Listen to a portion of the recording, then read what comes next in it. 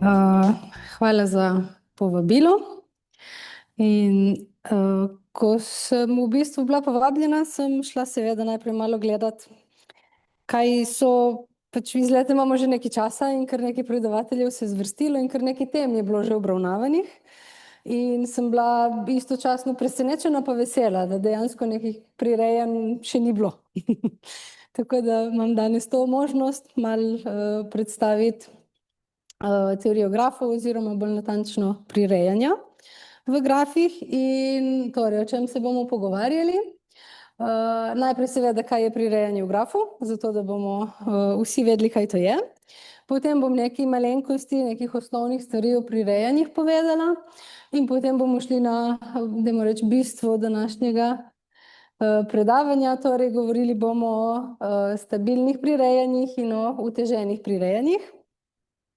In pri stabilnih prirejanjih vidimo, da imam naštetih nekaj problemov, ki jih bomo obravnavali in za katere bomo dali tudi rešitve. Tule pri uteženih prirejanjih pa v bistvu imam dva algoritma, ki se uporabljata za reševanje teh problemov. Bomo tudi en problem predstavili in ga skupaj rešili. Tako da ja, nekako bomo šli od stabilne poroke pa do algoritma cvetenja s par postanki vmes. Torej, če začnemo najprej z odgovorom na vprašanje, kaj je prirejanje v grafu, moramo v bistvu najprej povedati, kaj je graf. Torej, graf je matematični objekt, je sestavljen iz množice točk in množice povezav. In povezave so v bistvu samo dvoelementne podmnožice množice točk. Torej, če si pogledamo en primer, tole je primer grafa. Graf ima 4 točke in 5 povezav. In zdaj, če pogledamo ta zapis, tudi vidimo, da je tukaj kar malo gužve s temi povezavami, tako da običajno ta zapis za povezave malo skrajšamo, polepšamo, pa naredimo bolj berljivega in izpustimo te notranje oklepaje, ko je jasno, za kaj gre. Ok, za današnje predavanje nam bo pomembna tudi soseščina oziroma sosednost. In sicer povezavi, ki imata skupno točko, sta sosednji, in točki, ki tvorita povezavo, sta sosednji. Torej, če si pogledamo zadevo na slikci, tale povezava iz A v B in tale povezava med A pa D, to sta sosednji povezavi, ker si delita skupno točko A. Podobno za točke, če si pogledamo točko B, ta je v bistvu sosedna z vsemi ostalimi točkami, ker ima povezave do vseh ostalih točk. In to sta nekako ta dva osnovna pojma, ki jih bomo danes še nekajkrat slišali. In zdaj, ko vemo, kaj je graf, lahko v bistvu povemo tudi, kaj je prirejanje. Torej, prirejanje je v bistvu vsaka podmnožica povezav, za katero velja, da ne vsebuje sosednjih povezav. Torej, ne smemo iz ene točke imeti več povezav v tej množici.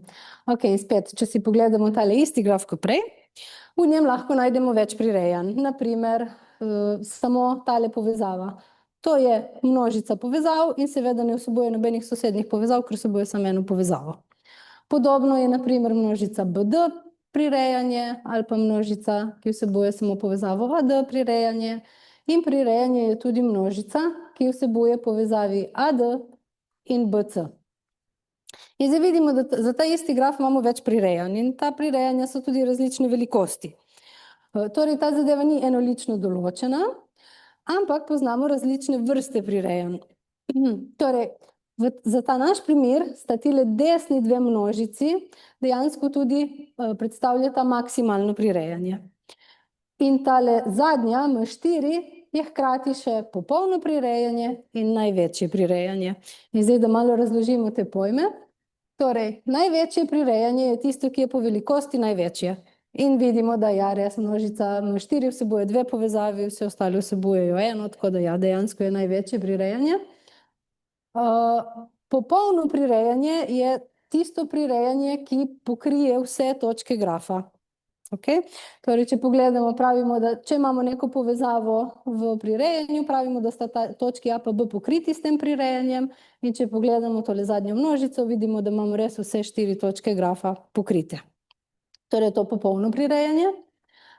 Maksimalno prirejanje je pa takšno prirejanje, ko mu ne moramo nič dodati, da bi ga lahko še povečali.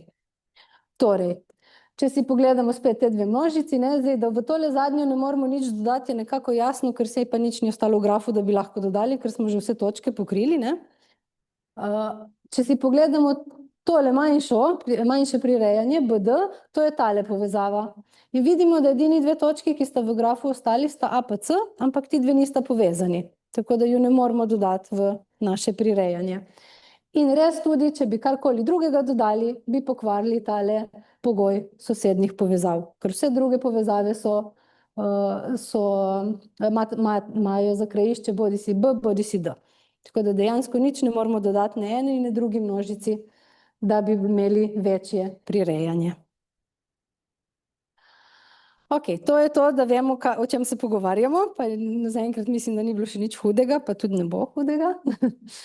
Torej, nekaj osnovnih informacij o prirejanjih, ki nam bojo tudi prišle prav v nadaljevanju. In začela bom z v bistvu vprašanjem, ki je bilo v najavi, v reklami za tole predavanje. Torej, če imamo 6 daril, ki bi jih radi razdelili med 5 prijateljev, ali lahko podarimo eno darilo vsakemu prijatelju, tako da bo vsak dobil nekaj, česar bo vesel.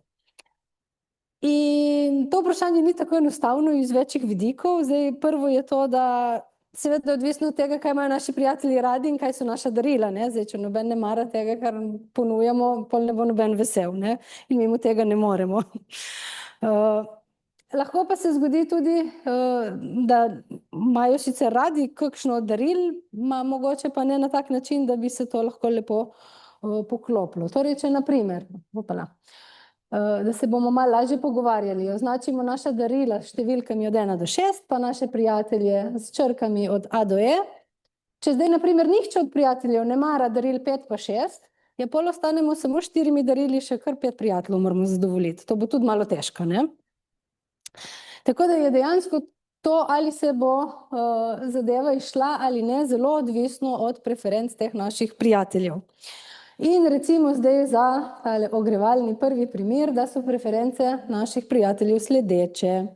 Torej, prijatelju A sta všeč darili 1 in 3, prijatelju B 2, 4, 5 pa 6, prijatelju C 2 pa 3, D 1, 2, 3 in E 2. Zdaj, če si malo pogledamo te preference, primer je dovolj enostaven in majhen, da lahko hitro vidimo, da to pomeni, da prijatelj E bo mogel dobiti darilo 2, ker je to edino, ki mu je všeč. Ko smo enkrat darilo 2 dali prijatelju E, ja, potem ga ne moramo dati nobenemu drugemu, torej B, C in D ne bojo mogli dobiti darila 2, kar pomeni, da nam ostane za C samo še darilo 3. In ko enkrat darilo 3 damo prijatelju C, ja, ga ne bomo mogli dati ne A-ju, ne D-ju. In če smo zdaj bili pozorni, vidimo, da imamo malo težavo, ne? Ker zdaj darilo 2 in darilo 3 sta oddana in A in D imata poleg dvojke in trojke samo še enko oba na svojem seznamu. Torej bomo imeli težavo, ker imamo še 2 nezadovoljna prijatelja, pa samo eno darilo, ki bi jima bilo všeč. Ok, kot sem rekla, to je bil zdaj takšen dovolj majhen primer, da smo ga lahko malo na pamet pogledali, kaj se lahko zgodi. Ampak pri reševanju takih problemov nam pomagajo lahko grafi in nam pomagajo lahko prirejanja. In sicer tako, da tale naš problem oblikujemo kot graf. In mislim, da je jasno, da če imamo opravka z darili pa s prijatelji, sta to nekako dve ločeni množici zadev. In potem to oblikujemo kot graf tako, da če imamo množico prijateljev, ki jih označimo s točkami, pa množico daril, ki jih označimo s točkami, damo povezavo med tistega prijatelja in darilo, ki je prijatelju všeč. In zdaj v bistvu to, kar želimo, je točno to, kar smo povedali, najti prirejanje v temle grafu. Ok, kako bomo to naredili učinkovito, bomo izvedli čez kakšno minuto. Zdaj, da upravičim še naslov, Halov poročni izrek, če nisem povedala gospodu Halu ali pa kakršnemkoli izreku ali pa poroki, ne. Zdaj, Halov poročni izrek je zato, ker je v bistvu tole prvi problem, ki ga bomo obravnavali, torej te naše stabilne poroke so bile dejansko motivacija za Halov izrek. Se mi je pa tale primer zdaj vseeno malo boljši za začetek kot tisti. Zato, da bi pa lahko Halov poročni izrek razumeli tako, kot je bil podan v začetku, rabimo še malo teorije grafov za ga razumeti. In sicer, naj bo S neka družina končnih množic, jih bomo označili z veliki A1, veliki A2 do veliki AN, in nekemu zaporedju mali A1, mali A2 do mali AN pravimo sistem različnih predstavnikov ali SRP od te naše družine množic, če veljata dve zadevi. In sicer, da mali A1 pripada oziroma je iz tega velikega A1, mali A2 je iz velikega A2 in tako naprej za vsako množico, in obenem vsi ti mali A-ji morajo biti med sabo različni. Ok, in če se zdaj to čuje grozno, imam en majhen primer, zato da bomo videli, da ni to tako hudo. Torej, tole je zdaj naša množica S, te tri množice so naše A1, A2, A3, da ohranimo iste oznake. In kaj nas zdaj zanima, je v bistvu, če lahko iz vsake od teh množic izberemo en element, ki bo predstavnik. In to na tak način, da bojo trije izbrani elementi, očitno, ker imamo tri množice, vsi različni. In če malo pogledamo, spet je dovolj majhen primer, da lahko sami vidimo, da lahko recimo, da zberemo iz zadnje množice 3, pa iz prve 1, in potem v bistvu imamo celo dva elementa na izbiro v drugi množici. Lahko zberemo 2 ali pa 4. Torej, za ta naš primer obstaja SRP, naprimer enka za prvo množico, 4 za drugo in 3 za tretjo. Ok, kako se zdaj to poveže z našim prejšnjim problemom? Ja, Hall je rekel že leta 1953, da če imamo takšno družino podmnožic, potem zanje SRP obstaja natanko tedaj, ko vsaka unija katerihkoli M množic vsebuje vsaj M elementov. Torej, če bomo vzeli unijo 4 množic, moramo imeti v njej vsaj 4 elemente. In če zdaj pogledamo, kaj gre narobe v tistem našem prejšnjem primeru,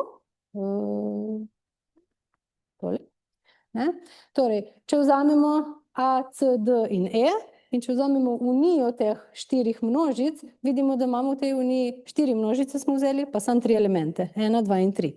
In zato zadeva ne gre, zato ne bomo mogli osrečiti vseh naših prijateljev. Ok, zdaj pa da upravičim še tisti del o grafih.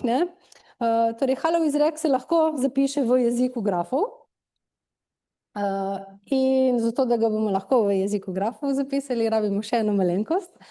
In sicer to, kaj je dvodelen graf. In dvodelen graf ste že videli. Dvodelen graf je točno to, kar je bilo na prosojnici, ko smo govorili o problemu. Torej, to je takšen graf, ko lahko točke grafa razdelimo v dve podmnožici in imajo vse točke eno krajišče v eni množici in eno krajišče v drugi. Torej, vse povezave grejo iz ene množice v drugo, nič ni povezav znotraj množic kot takih. In potem lahko Hallov izrek prepišemo v jezik grafov. Torej, tako da vzamemo G kot dvodelen graf in rečemo, da potem obstaja prirejanje, ki pokrije vse točke v eni od množic, če in samo če za vsako podmnožico od te množice število točk v ta drugi množici, ki imajo za soseda neko točko izbrane množice, vsaj tolikšno, kolikor je elementov v množici. Ok, tukaj je bilo dosti množic, in zdaj bomo šli spet nazaj na slikco, da vidimo, kako to izgleda v praksi. Torej, tole je naš graf, vidimo, da ima res, to je en del, torej črke so en del, številke so drug del, vse povezave so samo med črkami pa številkami. In zdaj za tele naše štiri prijatelje, kaj se nam zgodi? Če pogledamo A, C, D in E, vidimo, da dejansko noben ni povezan ne 4, ne 5, ne 6. Torej je število sosedov na tej drugi strani grafa res manjše, kot je število naših prijateljev. In zato spet še ena potrditev, ja, res ne gre, nismo se nič zmotili do zdaj, ne gre. S takimi preferencami prijateljev enostavno ne bomo mogli osrečiti. Ok, zdaj pa še ena malenkost, preden gremo na dejanske probleme. Torej, v vsakemu grafu lahko enostavno v bistvu poiščemo maksimalno prirejanje, torej to je tisto, ko mu ne moremo nič več dati zraven, da bi bilo še večje. In to lahko naredimo z uporabo tako imenovanega požrešnega algoritma, kar pomeni, da vzamemo graf, si izberemo poljubno povezavo, rečemo, ok, ta je v našem prirejanju, seveda vse sosede te povezave potem odpadejo, ampak na ta način lahko dodajamo in dodajamo, dokler imamo še kaj izbirati. In karkoli dobimo ven, bo zagotovo maksimalno prirejanje. Težava je, da maksimalno prirejanje ni nujno ne ni nujno, ampak ponovadi tudi ni, največje, ne? In običajno nas zanimajo največja prirejanja. Dobra novica v tej zgodbi je pa Beržev izrek iz leta 1957, ki pravi, da prirejanje M v grafu G je največje, če in samo če v tem našem grafu ne obstaja M povečujoča pot. In zdaj ta naša M povečujoča pot v bistvu ni nič drugega, kot če si predstavljamo, mi imamo en graf, nekaj povezav je že v prirejanju, nekih še ni. In to, kar mi želimo, je v bistvu ugotoviti, a lahko mi to naše prirejanje še malo napihnemo. In to lahko naredimo s pomočjo M povečujočih poti, ki so poti, ki začnejo v eni točki, ki ni pokrita z našim prirejanjem, grejo po povezavi, ki ni v prirejanju, in potem izmenično grejo povezava iz prirejanja, povezava, ki ni v prirejanju, povezava iz prirejanja in tako naprej, do spet neke povezave, ki ni v prirejanju in točke, ki ni v prirejanju. Ok, in če imamo tako pot, v bistvu smo začeli s povezavo, ki ni v prirejanju, smo končali s povezavo, ki ni v prirejanju in vmes so se naše povezave izmenjevale. Kar pomeni, da imamo povezav, ki niso v prirejanju, več kot tistih, ki so v prirejanju, ampak ker smo začeli in končali s točko, ki ni v prirejanju, lahko mi vloge teh povezav zamenjamo. To pomeni, da bomo dobili prirejanje, ki bo za ena večje od našega trenutnega prirejanja. Ok, in to je zdaj naša M povečujoča pot in o teh bomo tudi še čuli nekaj kasneje, zato ker ni tako samoumevno, če je graf velik pa ne preveč lep, te M povečujoče poti poiskati. Ok, zdaj pa počasi čas, da gremo na tele malo bolj konkretne probleme, pa na bolj konkretne algoritme, ki te probleme rešijo. In prvi del je namenjen stabilnim prirejanjem. In zato, da bomo ugotovili, kaj stabilno prirejanje je, bomo začeli z problemom stabilne poroke. Torej, imamo N deklet in N fantov in vsak izmed njih je razvrstil predstavnike nasprotnega spola glede na lastne preference. Okay? Torej, vseh N deklet je razvrstilo N fantov, vsaka tako, kot se je zdelo najbolj prav in obratno. In to, kar mi želimo, je ugotoviti, ali jih lahko poparčkamo, tako da ne bo obstajal nek par, ki bi bil raje skupaj kot svojima trenutnima partnerjema. In ko takšnega para ni, pravimo, da je naša množica porok stabilna. In da ne bomo samo teoretično šli skozi zadevo, imam tu en čisto konkreten primer. Okay, torej imamo 4 dekleta, 4 fante in recimo, da so to zdaj njihove preference. Zdaj, to so preference od deklet, pa sem v tem delu tabele spustila F-je, zato da bo zadeva malo bolj berljiva. To so preference od fantov in sem v tem delu tabele spustila D-je, da bo zadeva malo bolj berljiva. In kaj lahko zdaj naredimo, ne? Spet, zadevo lahko oblikujemo kot dvodelen graf. Imamo dekleta, imamo fante, imamo neko očitno razdelitev na dve množici. In torej, če vzamemo, na primer, te naše 4 fante, 3, 4, pa ta naša 4 dekleta. In seveda je ena od odločitev, ki jo moramo narediti na začetku, kdo je tisti, ki bo snubec, bomo rekli, in kdo je tisti, ki bo se odločal, ali bo sprejel snubitev ali ne. In dajmo biti tradicionalni, pa dajmo reči, da bojo fantje zasnubili dekleta in dekleta so tiste, ki se bojo lahko odločala, ali bojo snubitev sprejela ali ne. S tem, da dekleta sprejmejo snubitev v bistvu tako. Če nimajo večjih snubcev, bojo snubitev sprejele. Če pa imajo več snubcev, ja, potem bojo pa glede na svojo preferenco sprejeli tistega, ki ga imajo rangiranega najviše. Ok, torej, če naši fantje snubijo, pomeni, da bo fant 1 zasnubil dekle 2, fant 2 bo zasnubil dekle, imam 2 dvojke, super, 4, fant 3 bo zasnubil dekle 1 in fant 4 bo ravno tako zasnubil dekle 2. Ok, zdaj, dekle 1 ima samo enega snubca in bo pač to snubitev sprejela in je, dajmo reči temu, začasno zaročena. Okay? Ker zadeva gre v več ciklih. Ok, torej, tale je v redu. Dekle 2 ima pa zdaj 2 snubca na izbiro, fanta 1 in fanta 4. Če zdaj pogledamo v dekletu 2, vidimo, da ima fanta 4 više na lestvici kot fanta 1, kar pomeni, da bo zbrala fanta 4 in zavrnila fanta 1. Torej, malo barvo uporabiti, torej bomo zavrnili fanta 1 in bo stal samo fant 4, dekle 3 ni dobilo nobene snubitve in dekle 4 bo sprejelo snubitev fanta 2. To pomeni, da je zdaj v drugem koraku, spet imamo te iste 4 pare.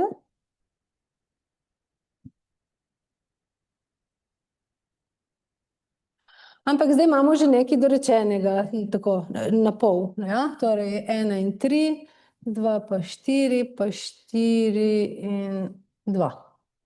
Torej zdaj je prvi fant edini, ki še nima dekleta.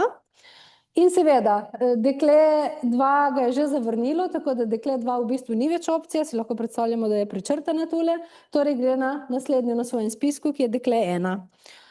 Ok, to pomeni fant 1 bo zasnubil dekle 1 in zdaj je dekle 1 v istem položaju, kot je bilo drugo dekle prej. Ima 2 snubca, fanta 1 in fanta 3 in če pogledamo k dekletu 1, ima fanta 1 na prvem mestu, torej bo seveda to snubitev sprejela in zavrnila prejšnjega fanta. Torej, tega zavrača. In zdaj imamo še tretji korak. Ločiti. Torej imamo fant 1, fant 2, fant 3, fant 4, pa dekle 1, 2, 3, 4. Torej naša trenutna situacija je fant 1 in dekle 1, fant 2 in dekle 4 in fant 4 in dekle 2. In zdaj je fant 3 tisti, ki je še edini brez para. Dekle 1 ga je zavrnilo, torej, kje smo? Pardon, fant 3. Dekle 1 ga je zavrnilo, torej gre na naslednjo v njegovem spisku in to je dekle 3. In če pogledamo, dekle 3 v bistvu tudi nima pare in ona bo sprejela snubitev in zdaj imamo mi naše popolno prirejanje. Okay. To pomeni, da naši pari v tem primeru so fant 1 in dekle 1, dekle 2 in fant 4, dekle 3 in fant 3 in dekle 4 in fant 2. Zdaj, tu bi mogoče samo še opozorila, da je v bistvu tale algoritem malo nepravičen. Nepravičen v smislu, da tisti, ki snubi, je dejansko v prednosti. Zato, ker tisti, ki snubi, gre po svojem spisku od najboljše možnosti naprej, ne. In če bi, na primer, dajmo reči tako, če bi dekleta imela vsa različne fante na prvem mestu in bi one snubile prve, bi vsaka dobila svojo prvo izbiro in bi bilo to, ne. Zdaj pa, če imamo pa malo pomešane zadeve, ja, potem se pa pomešajo tudi pari, ne, pa ni nujno več, da dobiš svojo najboljšo možnost. Torej, v prednosti je tisti, ki snubi. Ok, zdaj, Gale in Shapley sta leta 62 v bistvu pokazala, da ko imamo pravka z dvodelnimi grafi in imata oba dela enako mnogo elementov, torej sta enake velikosti, potem lahko vedno najdemo takšno stabilno prirejanje. Kar je v bistvu dobra novica, če pomislimo, da že pri našem prvem primeru ni bilo vedno nujno možno, ne. Zdaj, če pomislimo, zakaj, ja, zato, ker pri v bistvu prejšnjem našem primeru niso naši prijatelji vseh daril razvrstili, ampak so samo povedali, katera so jim všeč.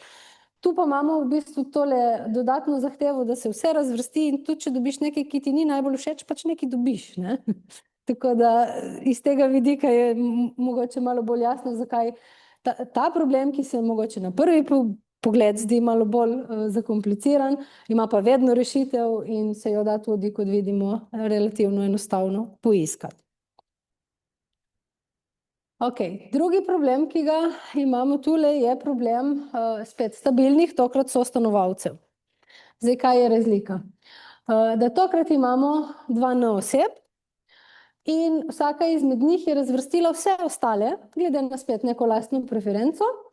In spet jih želimo poparčkati, recimo, da so to, ne vem, iščemo pare za kakšno domačo nalogo ali pa za kakšen študentski dom, zato so to sostanovalci, od tod je ime.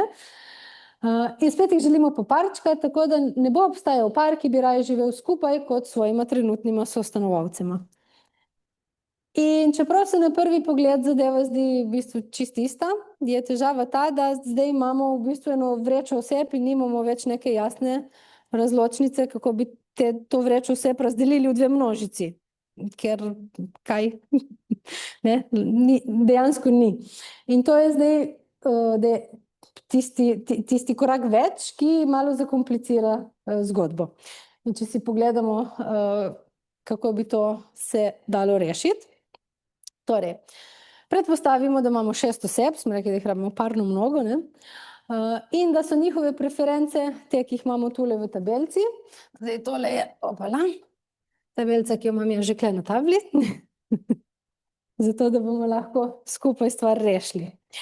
Ok, par oznak, preden gremo dalje. Torej, tudi algoritem za tole rešiti dela v več korakih, natančneje v 2 korakih, ampak znotraj teh 2 korakov imamo lahko več ponavljanj istega procesa. In prvi korak zgleda približno enako, kot je izgledal tisti zgoraj. Torej, vsaka izmed oseb bo nekomu ponudila, da je z njim v sobi. Okay? In to bomo označili s kvadratkom. Torej, mi bomo kvadratek uporabili za reči, da je bila dana ponudba. In s krogcem bomo označili sprejete ponudbe.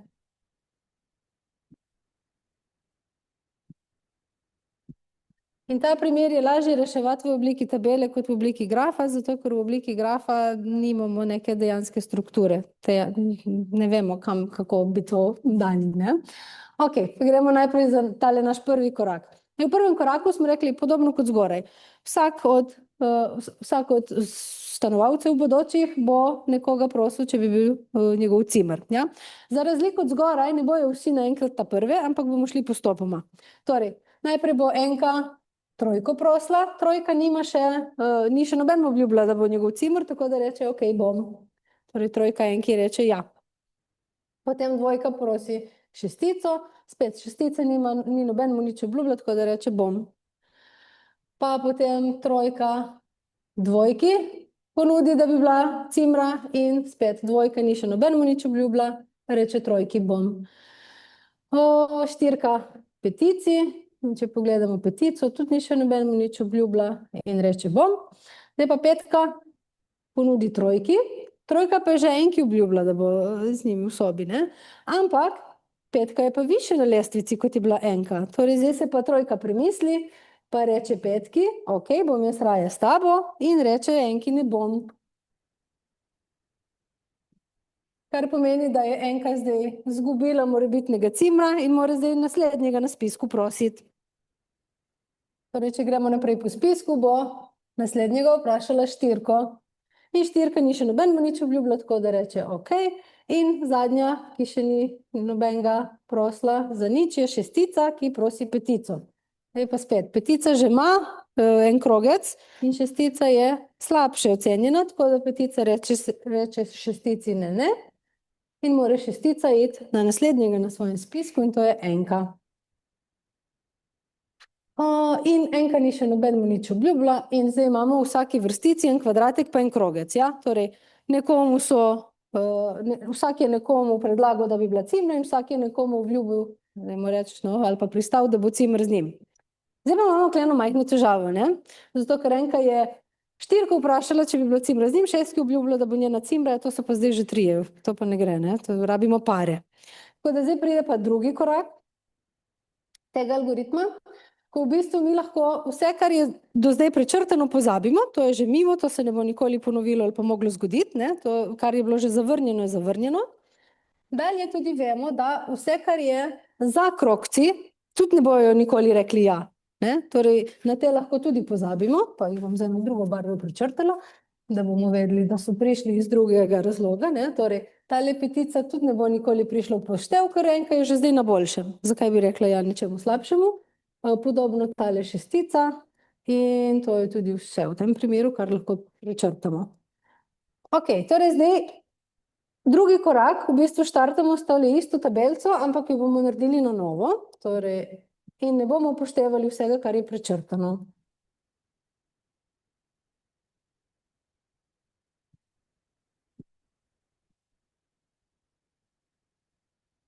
Torej, tukaj začnemo s 4, 2, 6, pa 6, 5, 4, 1, 3, pa 2, 4, 5, 5, 3, 6, 1, pa 3.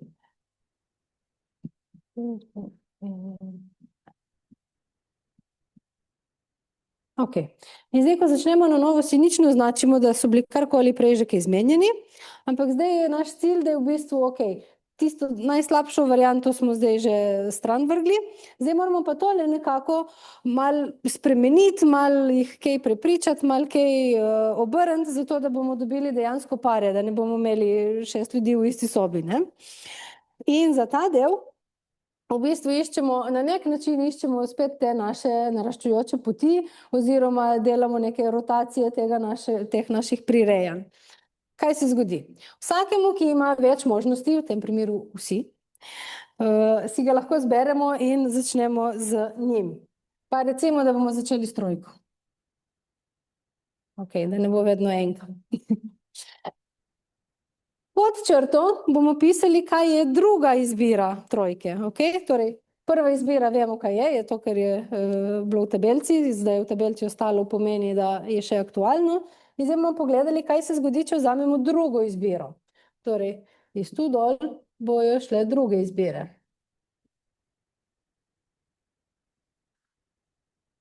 In če pogledamo k trojki, druga izbira trojke je bila 4. Ok, zdaj bomo pa šli nazaj gor. In sicer od 4 gor, torej tako diagonalno, bomo pa vpisovali zadnje izbire. Torej, če pogledamo zadnje izbire od 4, torej tja gor bo šla zdaj enka.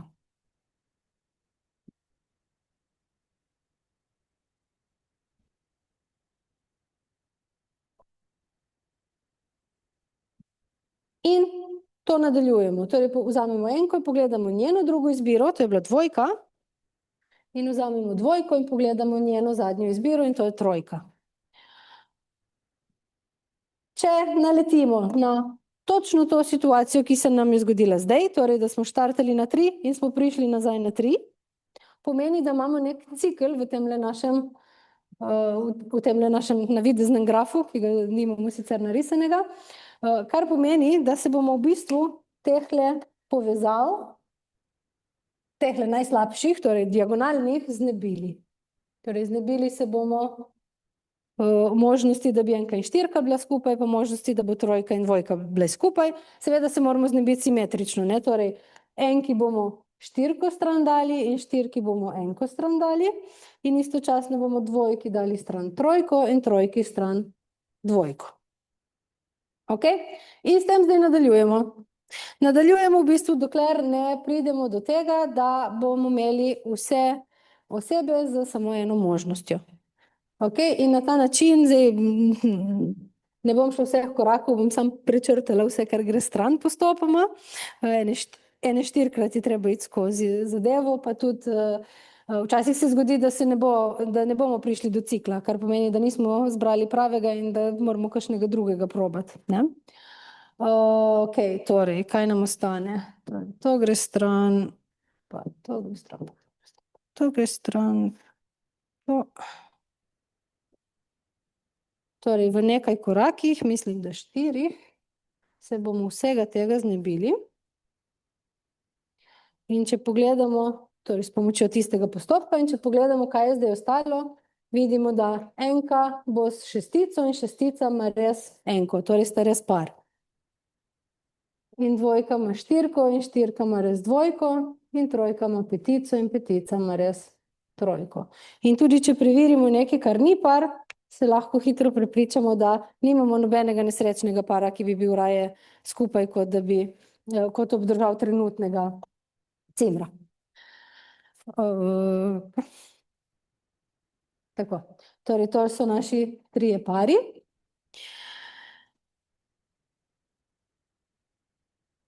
Zdaj, algoritem, torej tole, kar sem jaz zdaj malo tako čez palec čičkala po tabli, je algoritem, ki nam pove, ali to stabilno prirejanje obstaja ali ne. In nastal je leta 85, razvil ga je Irving. Ni pa spet, to se pa vedno ne izide. Torej, ko iščemo stabilne sostanovalce, to ni tako lepo kot pri stabilnih porokah, ko bomo vedno lahko našli rešitev. Lahko se zgodi, da rešitve ni. In to je na primer en primer takih preferenc, ko rešitve ni. Zakaj? Ja, enka bo ponudila 2, ki bo rekla ja, ker nima še nobenega, 2 3, ki bo rekla ja, ker nima še nobenega, in 3 enki, in seveda bo ta rekla ja, ker nima še nobenega. In potem je štirka, ki bo poskušala iti k dvojki in bo ta rekla ne, ker ima že nekoga, ki je pred njo, in enako pri dvojki in enako pri trojki, pardon. Ne? Torej bo štirka ostala nekako sama, nima s kom se dati v par. Tako da dejansko primeri teh problemov nimajo vedno rešitve, torej nimajo zagotovljene rešitve. Ok, in še tretji problem iz tega sklopa stabilnih prirejanj. Ok, tokrat imamo N specializantov in M bolnišnic. Torej, problem je problem dodeljevanja specializantov bolnišnicam oziroma tudi dodeljevanja študentov fakultetam. Vsak specializant ima svoj preferenčni seznam bolnišnic, ne nujno vseh M, ne, lahko jih je manj, in vsaka bolnišnica ima svoj preferenčni seznam za kader. In zdaj spet nas zanima isto kot že dvakrat do zdaj, ne, ali lahko mi to nekako uparimo, torej lahko specializante razvrstimo po bolnišnicah, tako da bodo vsi kar se da zadovoljni. In to zdaj zveni ful spet podobno, kot smo imeli do zdaj, ne, samo da ni. Samo da je ta problem malo drugačen kot prejšnja dva, zato ker lahko bolnišnica sprejme več kot enega specializanta. In to nam zdaj malo pokvari našo zgodbo, ne? Ker če imamo na eni strani, ok, tule imamo zdaj spet jasno ločeno specializante pa bolnišnice, težava je, da če lahko bolnišnica sprejme več kot enega specializanta, pol izgubimo prirejanje. Ne? Pol nimamo več 1:1, ampak lahko imamo na eni strani več specializantov, ki bo šlo v bolnišnico. Torej, ta čeprav izgleda zelo podoben, v bistvu ni za nas danes tu. Tako da lahko zdaj gremo še na utežena prirejanja. In sicer, kakšna je razlika? Ja, do zdaj smo se pogovarjali o preferencah, pa vsak imel seznam, kaj ima rad, kaj nima rad, oziroma koliko ima kaj rad. Zdaj tele naše preference zamenjajo cene oziroma uteži. Ja, zdaj lahko so to dejanske cene, lahko je to nek čas, lahko je to poljubna enota, ki nam ima neko vrednost za nas. Iščemo lahko najlažje ali najtežje prirejanje, to je odvisno od problema, oboje je izvedljivo. In utežena prirejanja so v bistvu uporabna pri problemih razporejanja. Torej, če želimo delavce razporediti na delovna mesta in, ne vem, en je bolj hitrejši pri nečem, en je počasnejši in nam je čas pomemben. Ali pa moramo enega več plačati, enega manj, pa nam je denar pomemben. To lahko vse s pomočjo tega zmodeliramo. Ali pa, na primer, če želimo taksije med stranke razporediti, ker seveda nočemo, da bo en taksi se preveč časa prazen vozil, da pride do stranke, hočemo nekako najti najbližji taksi, ki je na voljo stranki. Ok, in za vse, kar bomo še danes povedali, se bo dejansko predpostavljalo, da nimamo negativnih uteži, ok? Torej, da je naša cena, strošek, karkoli si zamislimo, neka ničelna ali pa vsaj pozitivna vrednost. Ok, in spet bomo začeli s primerom, zato da bomo malo lažje se pogovarjali, in na tem primeru rešili ga bomo s pomočjo madžarske metode. Torej, imamo gradbeno podjetje, ki ima 4 velike buldožerje parkirane v 4 različnih garažah, in te 4 buldožerje morajo pripeljati seveda tudi na 4 gradbišča. Imamo risalec za tablo?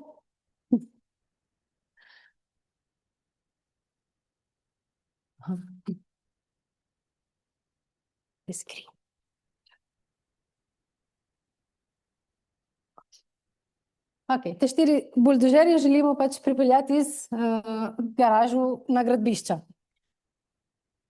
V tabelci imamo podane kilometre, torej razdaljo med posamezno garažo in gradbišči. In seveda nočemo, da bi se te buldožerji zdaj ful nekaj časa vozili brez veze, tako da to, kar želimo, je dejansko, da naši buldožerji prepotujejo čim manjšo skupno razdaljo. Okay? Torej, ne vsak čim manj, ampak da vsi skupaj naredijo čim manj. Ok. Torej, ta problem lahko rešujemo s tako imenovano madžarsko metodo. Zdaj, rešili ga bomo spet v tabelarični obliki, zato ker je malo bolj enostavno za ga reševati peš, da se ga rešiti s pomočjo dvodelnih grafov, in ko ga rešimo, bom tudi povedala, kaj je ozadje metode. Ok, torej, imamo tole našo tabelco.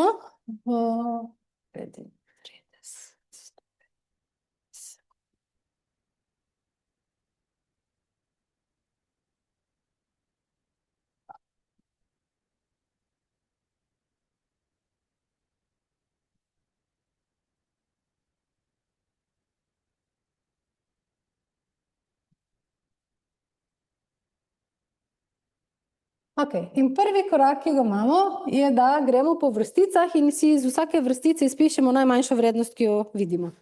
Okay, torej, v tejle vrstici je 75, v tejle je 35, pa 90 in 45. In potem si naredimo novo tabelico, ko iz vsake vrednosti po vrstici odštejemo tole najmanjšo. Ok, zdaj da ne bom kaj narobe zračunala.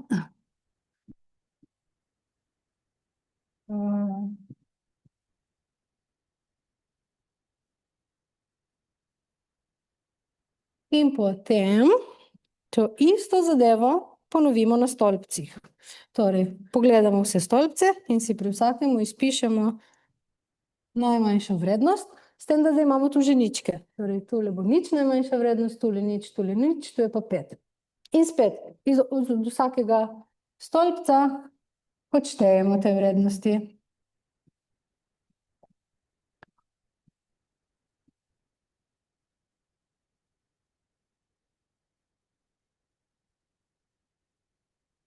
Ja, nič.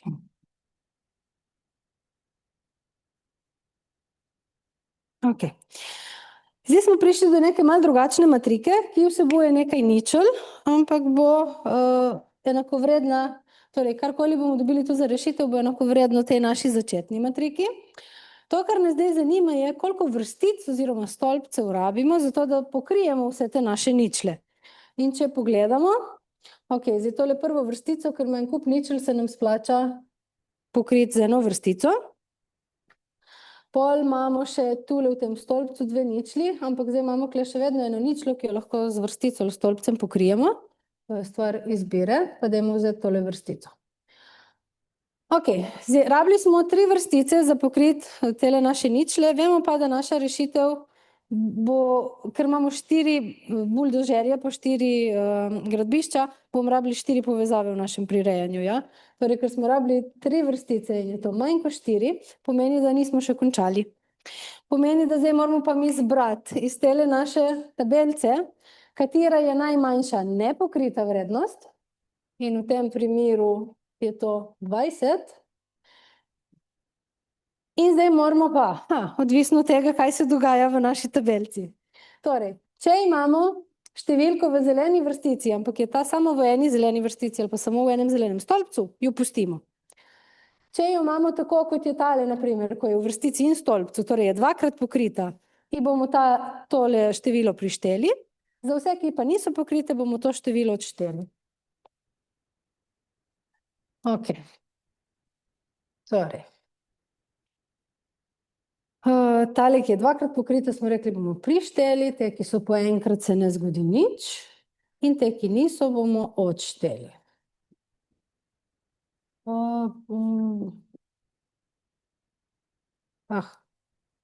Tale dvakrat. In tem odštevamo 45, 30, 45. Ja.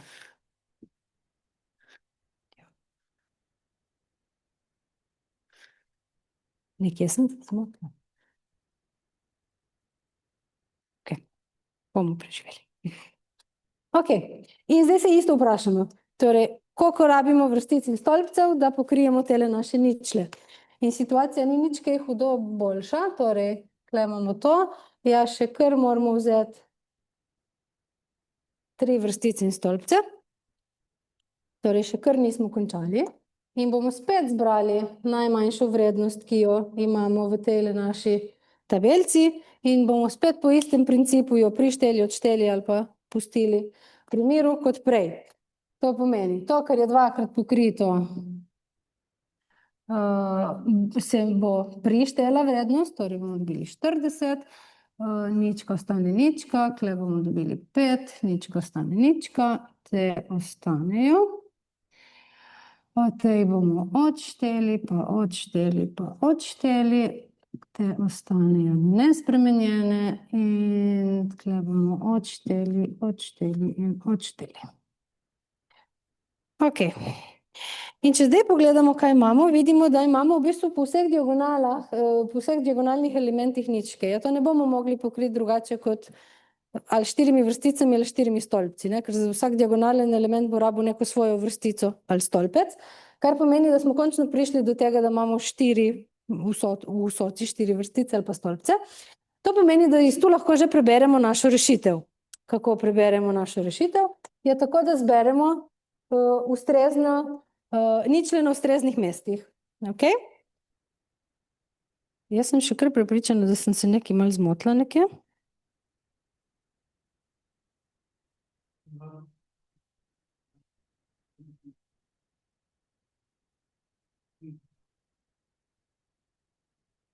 Kje? Tule? Ok, bomo lih tako preživeli. Ok, torej, recimo, da zberemo eno od ničel, da bomo nekje začeli, če se nam ne zdi, da bomo pač malo poskusili ponovno, ampak recimo, da zberemo to ničlo, da bo pač naš buldožer našel na gradbišče D. Ja, potem tale odpade, ker v tej vrstici že imamo ničlo, zbrati jih moramo tako, da je ena ničla na vrstico, pa ena na stolpec, ne? To pomeni, da bomo v tem stolpcu mogli zbrati tole ničlo. Ja, pol tale odpade, kar pomeni, da bomo v tem stolpcu mogli zbrati tole ničlo in potem ti dve odpadeta in pol sam še ta ostane in imamo v vsaki vrstici in v vsakem stolpcu eno ničlo. In to nam hkrati da našo razporeditev. Torej, prvi bager bo šel na gradbišče D, drugi na gradbišče C, tretji na gradbišče B in zadnji na gradbišče A. In vsega skupaj bojo na ta način naredili 275 kilometrov. Prosojnice bojo objavljene, če se komu da poigrati in preveri, da se res ne da zmanj. Zdaj bomo pošli še na idejo, ki je za tem algoritmom. Torej, algoritem kot tak je delo Kuna iz leta 1955 in je nastal v bistvu na podlagi dela madžarskih matematikov Kuninga in Ergelvarja, zato je tudi madžarska metoda. Zato, da bomo malo razumeli, kako deluje, pa rabimo sam še zadnjo stvar v teoriji grafov in to je pokritje. Torej, vsaka podmnožica točk, za katero velja, da ima vsaka povezava grafa G vsaj eno krajišče v tej množici, je pokritje. In spet imamo tukaj primerjanega grafa in primer nekaj pokritij, torej če zberemo ena, pokrijemo to povezavo, če bomo zbrali še dva zraven, bomo pokrili še to, ta je pa pol še vedno nepokrita, pa rabimo ali 3 ali 4 zraven, ne? In na podoben način dobimo vse te 4 množice lahko. In kar lahko pazimo je, da v bistvu, če hočemo pokriti vse povezave grafa, je v bistvu, kaj, če damo vse točke v množico, bo to vedno res, ne? In to ne zgleda nekako učinkovito ali pa da bi to nam kakorkoli pomagalo. Tako da v bistvu to, kar hočemo, ni katerakoli pokritje, ampak hočemo pokritje, ki ima najmanj možnih točk, torej najmanjše možne velikosti. In dobra novica je, da v bistvu za vsako povezavo, ki jo imamo v prirejanju, vemo, da bo mogla biti vsaj ena točka v pokritju, kar nam v bistvu pomeni, da bo velikost poljubnega pokritja vsaj tako velika, kot je velikost poljubnega prirejanja, oziroma, če smo malo bolj natančni, da bo velikost najmanjšega pokritja vsaj tako velika, kot je velikost največjega prirejanja. In še ena dobra novica, da za dvodelne grafe nimamo neenakosti, ampak mora kar enako biti. In to sta leta 1931 Kuning in Ergelvari dokazala vsak zase, Kuning za navadne grafe in Ergelvari za utežene grafe, torej grafe, ki že imajo uteži na povezavah. Ok, zdaj tale Kuningov oziroma Ergelvarjev izrek nam nekako da neko dualnost med našimi prirejanji pa temi pokritji, ki smo jih zdaj spoznali, ne? Ker pri prirejanjih iščemo maksimum, pri pokritjih iščemo minimum, pri prirejanjih gledamo povezave, pri pokritjih točke. In če zdaj dodamo še uteži na povezave, ok, zdaj je pa malo vprašanje, a lahko to nekako prevedemo na uteži na točkah. In izkaže se, da je lahko. In sicer niti ne tako zafrknjeno, torej za vsako točko iz našega grafa in lahko določimo uteži tako, da bo za vsako povezavo veljalo, da če seštejemo uteži od krajišč, bomo dobili vsaj toliko, kolikor je teža na povezavi.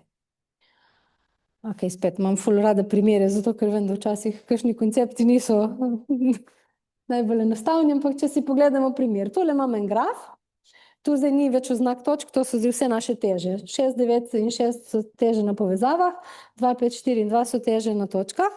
In ja, 5 plus 2 je res več kot 6, 5 plus 4 je 9 in 4 plus 2 je res 6. Torej, tale naš pogoj za teže na povezavah in točkah velja. Vsota vseh uteži na točkah je v našem primeru 2 plus 4 plus 2 plus 5, 13. Ampak to, kar smo opazili pri preverjanju, je tudi, da 5 plus 2 je 7. Kar pomeni, da načeloma bi mi tele točki lahko še malo zmanjšali težo, pa bi še vedno vse veljalo tako, kot mora. Kar pomeni, da če tej zgornji desni točki zmanjšamo tež za 1, bomo dobili vsoto uteži na točkah 12. In to se ravno ujema vsoti uteži največjega prirejanja. Kaj pa je največje prirejanje? Ja, tale povezava, pa tale povezava. 6 plus 6 je 12. Ok, in za malo še spremeniti zadevo oziroma poenostaviti zadevo iz tega vidika, da bomo mogoče videli, kje so vse tiste ničle prišle v matrikto. V bistvu mi lahko povezavam poljubnega grafa damo težo 1 in če so vse teži na povezavah enake 1, je dejansko najtežje prirejanje v bistvu tudi največje prirejanje. Ne? Tako da tudi, če nimamo v štartu uteženega grafa, ga lahko naredimo. In če imajo vse povezave težo 1, ja, potem lahko na točkah damo uteži nič ali pa 1 in bomo še vedno zadoščali naši zahtevi glede teže. In to, kar zdaj vemo, je, da bojo v našem pokritju samo točke s težo 1, ker druge ne doprinesejo ničesar, samo povečajo velikost množice, tega pa nočemo. In hkrati smo prej ugotovili, da v bistvu nočemo tašnih povezav, ki imajo obe krajišči v množici. Načeloma jih ne bi smeli rabiti, ne? Rabimo eno točko za vsako povezavo iz prirejanja. Torej, tašnih povezav v prirejanju sigurno ne bo. Torej, nam ostanejo samo tiste povezave, ki imajo v bistvu težo enako vsoti tež na krajiščih. In iz tu potem lahko dejansko se malo poigrate, si naredite graf za naše bagere in gradbišča. In običajno je začetek ta, da damo vso težo, torej pogledamo za vsako točko, kaj je najtežja povezava in ta teža gre na eno točko in običajno imamo vso težo na eni strani in potem počasi premečemo neki teže na drugo stran, da znižamo tole skupno vsoto. Ja, ok, to sem že povedala. Ok, še par minut, da zaključimo tole predavanje, da pridemo do tega našega cvetenja. Torej, zadnji algoritem, ki bo res na hitro predstavljen, je algoritem cvetenja. In ta je delo Edmundsa iz leta 61 in rešuje problem najtežjega prirejanja v poljubnem grafu. Torej, zdaj ne rabimo več dvodelnosti, ne rabimo nič posebnega. Katerikoli graf vzamemo, bo algoritem cvetenja deloval. In če malo pogledamo, vidimo, da če ste bili pozorni na letnice, ta je v bistvu starejši od tistega, ki smo ga imeli za cimre iskati, ne? Tisti je bil iz nekaj čez 70, ampak tisti deluje malo boljše, tisti je bolj učinkovit, ker je nekako, mu ni potrebno se ukvarjati z utežmi. Okay. Zdaj, ideja tega algoritma sloni na spet naših povečujočih poteh. In ta algoritem se uspešno spoprime z cikli, ki so v bistvu do tedaj predstavljali ta večjo težavo pri iskanju teh naših povečujočih poti. In zakaj je zdaj to sploh algoritem cvetenja? Je zato, ker si je avtor mislil, da bi cikle lihe dolžine imenoval cvetovi, torej vsak cikel lihe dolžine je cvet. In vsaka pot, ki se začne z nepokrito točko in vodi do cveta, je steblo. Ok, pa še na hitro, da samo to razložim. Torej, tole je naš graf. Jaz ne vem, koliko se kaj vidijo kle rdeče povezave, ampak nekaj povezav je rdečih. Torej, v osnovi algoritem štarta z grafom, ki nima nobene povezave zbrane v prirejanju. Vzame eno nepokrito točko in če najde 3 zaporedne točke, ki niso pokrite, pomeni, da lahko eno povezavo da v prirejanje. In to se je zdaj do te točke že zgodilo. Če pogledamo, nikjer nimamo 3 nepokritih točk, torej 3 zaporednih nepokritih točk. Torej je zdaj glavni izziv najti tu zdaj te naše naraščujoče poti.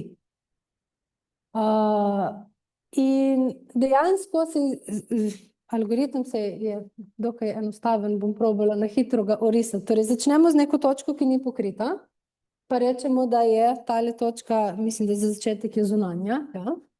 In potem moramo spet pogledati, kam iz te točke pridemo. In v našem primeru pridemo v 7 pa v 5. Te točke označimo za notranje in potem gremo dalje, pa bomo šli po eni poti naprej. Torej, iz 5 gremo po povezavi iz prirejanja v 4 in potem gremo dalje po povezavi, ki ni v prirejanju, v 3 in potem v 9 in na koncu še v 8. Jaz sem pa že malo premajhna. In 8 in 7 sta povezani z rdečo povezavo. To je zdaj zelo majhen primer, ampak tole je zdaj naš cvet. To je cikel like dolžine.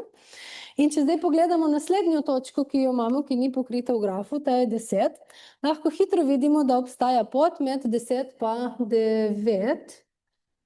Je res? In če pogledamo, kaj se je zdaj zgodilo, zdaj smo mi v bistvu tukaj med 6 pa 10 našli točno takšno naraščajočo pot. Torej, začnemo z nečim, kar ni v prirejanju, je v prirejanju, ni v prirejanju, je v prirejanju, ni v prirejanju in če obrnemo vsebovanost, dobimo prirejanje, ki je za ena večje. In če zdaj zamenjamo te rdeče pa črne povezave tam, kjer moramo na tej poti, bomo tudi hitro ugotovili, da je v bistvu to, kar lahko naredimo, ker bo v bistvu nam ostala samo ena nepokrita točka, to bo točka 12, ampak ker je sama, je nimamo s čim spariti. Tako da bo zagotovo zadeve konec. Sicer, če nimamo te sreče, moramo pa pač za vsak cikel dejansko preveriti tale naš cvetek, pa videti, če se s čim poveže. Tako, evo, to je to.